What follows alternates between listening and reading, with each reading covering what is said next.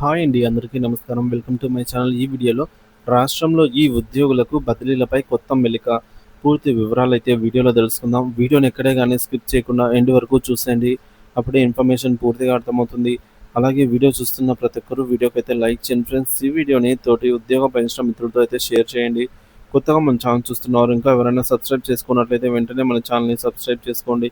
దీని ద్వారా నేను చేసే ప్రతి ఒక్క వీడియో మీ వరకు రీచ్ అవుతుంది.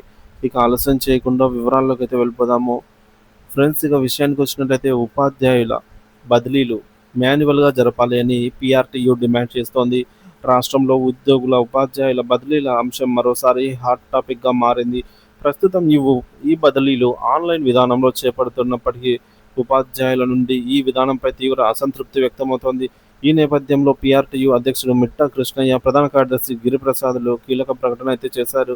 వారు ప్రభుత్వాన్ని కోరిన దానిలో ఉపాధ్యాయ బదిలీలను మాన్యువల్గా కౌన్సిలింగ్ ద్వారా చేపట్టాలి అని స్పష్టంగా తెలిపారు. ఆన్లైన్ కౌన్సిలింగ్ విధానం ఉపాధ్యాయులు తమకు నచ్చిన కేంద్రాలను ఎంచుకునే అవకాశం కోల్పోతున్నారని, చాలామంది ఉపాధ్యాయులు వందల సంఖ్యలో ఐచ్ఛికాలు పెడుతున్నాము, తాము కోరుకున్న స్థానానికి వెళ్ళలేకపోతున్నామని వారు వాపోతున్నారు. ఖాళీలు ఎక్కడున్నాయనే స్పష్టత రావటం లేదు. సో దీనివల్ల కూడా తగ్గిన ఐచ్ఛికత్వాన్ని ఎంచుకోవడమే కష్టంగా అయితే మారుతోంది.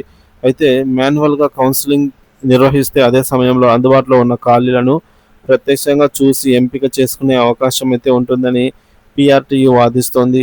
ఇంతకుముందు ఉపాధ్యాయ బదిలీలకు సంబంధించి రాష్ట్ర ప్రభుత్వం చట్టం తీసుకుని వచ్చిన విషయం తెలిసిందే. అదే సమయంలో ఉపాధ్యాయుల సీనియారిటీ జాబితాలు 3 విడతలుగా విడుదలయ్యాయి.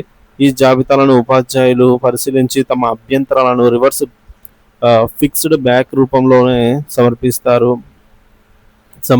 ఇప్పుడు ఈ ప్రక్రియ అంతా పూర్తయిన నేపథ్యంలో ఉపాధ్యాయ సంఘాలు మాన్యువల్ కౌన్సిలింగ్కు మారాలని ప్రభుత్వాన్ని విజ్ఞప్తి చేస్తూ ఉన్నాయి. ప్రభుత్వం స్పందించాలన్న డిమాండ్.